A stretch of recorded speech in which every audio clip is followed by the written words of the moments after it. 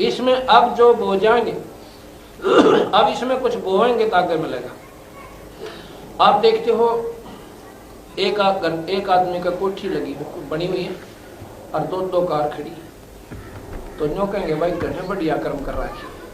और एक आदमी की दोनों टांग कट रही और ऊपर ते सर फूट जा पड़ के, न्यों कहें भाई तो घने खोटे। और आप पे क्या आकर स्वयं के भाई मैं तो घने माड़े कर्मा का प्राणी कि तो घने खोटे कर्म बने मेरे से। अब वो समय कब आओगा जब वो खोटे बढ़िया बड़े थे? वो कौन सा समय था? वो कभी मनुष्य शरीर था और उसमें आपने कुछ शुभ और अशुभ किए थे और जिसका परमात्मा ने ईब आपको ज्यों का त्यों भुगतान किया। अब समय है मनुष्य शरीर ईब गफलत करने लाग रहे, अपनी खाई रोटी और पिया हुक्का और बेचाली ताशा की मंडली, 4 जने खेलें और 24 कल की मारा चौगर तो खड़े होगा और कुछ लेना ना देना, सांझ न पल्ला झाड़ के जो के तो समय बर्बाद करके। अगर थोड़ा सा भी सो दिया जाए ना, सत्संग मानते हैं, वो समय है उन भक्तों का जो खाली समय है। एक धार्मिक किताब ले, एक तो पढ़े और बाकी सुने बैठ के, आनंद आवे, समाज सुधरे, बच्चा न बिठावे, बाण बेटियां न बिठावे और बैठ के अपना वो सत्संग सुनावे, उस किताब को पढ़े और उस अनमोल समय को हम कहाँ खो रहे हैं? ताशों का कम से कम आपने जहां वोट देनी है दीजिए, अपना फैसला करके, बस इतना ही काम है, आगे नहीं इससे फालतू। बाकी अपना परमात्मा के नाम पर लगे रहिए। ठीक है, राजा तो आपने चुनना ही पड़ेगा, आपने जो ठीक लगे विधिवत तो अपनी वोट दीजिए और बाकी अपना भजन करे। बढ़ेगा वो ठीक से, ना बढ़े तुमने क्या ठेका ले रखा बता, उसके नसीब फलेंगे।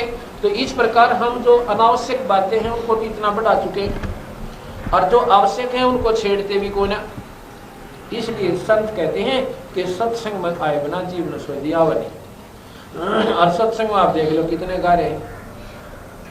यहाँ पर वैसे भी कोई रागनी गाड़ी वाले आ जाते ना, या ड्रामा करनी है और लड़की नाचने वाले ले आते तड़क गुआंडा तो ही आ जाते, और रागनी गाने वाले आ जाते हैं। कंपटीशन हो जाए तो बिना बुलाए 20 पूछो रे क्या का टेंट लाग रहा है, लोग कंपटीशन है। इतनी आग फैल जाए, मन मानो 100 कोस के आदमी यहाँ पर इकट्ठे हो जाते, ट्रैक्टरों में आते और भगवान के नाम पे जगह जगह पर्चे ला रखे हैं।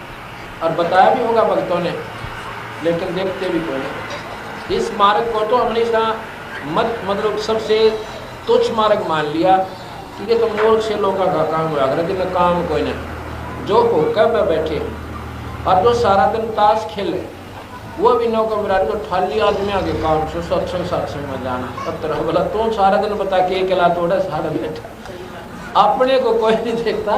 पर भक्ति मार्ग में जरूर नहीं कह देंगे तो फालतू आदमी का काम सब भाई फालतू से लुगाई जाकर सत्संग में पत्र बोला। अब ये महाराज कहते हैं बीपी पड़ते रहे थी, बीपी पड़ते रहे थी जो भी लगे थी बात, अब गा तो गाड़ा फिरती हूँ अपने कुतिया बाजा। एक छोटी सी नादानी इस जीव ने कितनी सेक ली। वो राजा की रानी जब काजू के हलवे उठे छोड़ा करती थी और दिन में 3-3 में सूट बदला करती, श्रृंगार करा करती और 36 बंदी हुआ करती उसकी केला उठना, हर सुविधा देने वाली, खाट बिछाने की नारी, कपड़े धोने की नारी, उसको ठाठा वस्त्र देवा नारी और झाड़ू देवा नारी, काम का हाथ भी नहीं लाना था, रोटी को हुआ नारी। और उसने अपना वो पीछे करया हुआ खजाना पीछे जन्म का वह कमाई और कति गोलियां तरह दे देकर खा ली। आगे बोई को ना, आगे ना बोने से उसको क्या बन गया, अर्थात सत्संग की कमी रही।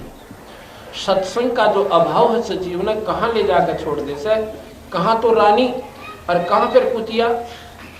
अब पैर जो गले कितने पैर है। अब ये बातें समझ में आओगी जब भक्ति में रुचि बने इस जीव की। और ये सुनेंगी बहन और बेटी सत्संग में, अगर ताला का भीतर रहेंगी तो क्यों कर सुनेंगी बताओ।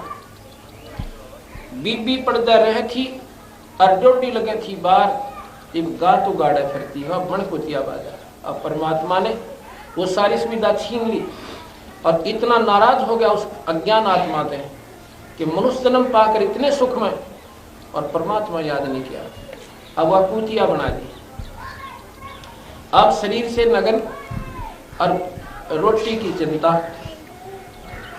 कहते हैं गरीबदास जी महाराज कह रहे हैं कि वो पर्दे की सुंदरी